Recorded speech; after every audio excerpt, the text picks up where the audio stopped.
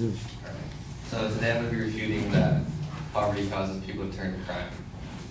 So the advocate's first point was people turn to drugs to cope with poverty, and then they use the evidence using drugs overcomes the symptoms of poverty, helps you forget about it, you're not focusing on that, you're enjoying the high of whatever you're doing.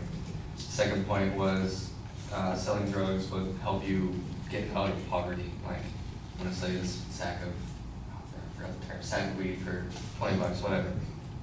And it's pretty easy to do that from their point of view. And then also, drug offenses make up 46.6% of the inmates in our prison system, and they state that there's a clear connection between the drugs and poverty. Their second argument was the individuals turn to crime to make money, which they kind of touched on in the first little portion. It's easier to sell drugs than it is to get a good job, I guess. And they used a lot of evidence as far as 68% of males did not receive a high school diploma, and this kind of compounds to the fact that they can't get a good job because they don't have a diploma. And then so my refutation will be the first point: people turning to drugs to cope with poverty. It's a correlation, not a causation. As the fact of the matter is, you might do drugs and that might put you into poverty, as opposed to you being in poverty and you wanting to do drugs. Chances are, if you're in poverty, you can't really afford heroin, crack, mushrooms. I mean, you might be able to, but I feel like you'd rather have food at that point. But that's a different point. And then their argument that drug offenses make 46.6% of inmates in our prison system is not really related to the first secondary claim, and the fact that the causation of the drug offenses isn't caused by poverty, or you can't infer that. And so for the second claim, the individuals turn to crime to make money. It's pretty much, there's more options than to sell drugs and do bad things, stealing things, carjacking, grand theft auto, stuff like that. There's more options than just that. There's numerous welfare and government plans as an option, as opposed to stealing and doing other crimes like they were stating. And there was one point that they had mentioned that there's no country in America where a minimum wage earner can support a family, and that also kind of goes the point with, there's so many government welfare programs that help people that don't even make any money survive with 5 kids. My sister's one of them. Like, I understand. So that's it.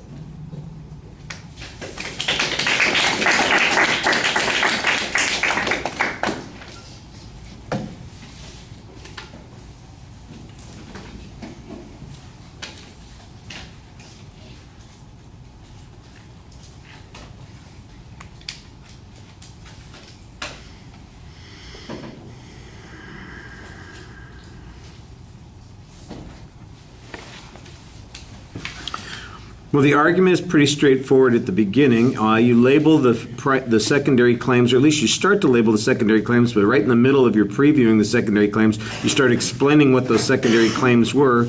Then you get a little bit lost in it, and then you start previewing the second of the secondary claims, and again you get a little bit lost in it. I think that you need to structure it a little bit more distinctly and keep your arguments separate instead of kind of making them during the preview of the argument that you're presenting. I do think that you have a good reasoning challenge here on whether or not people are turning to drugs because of poverty.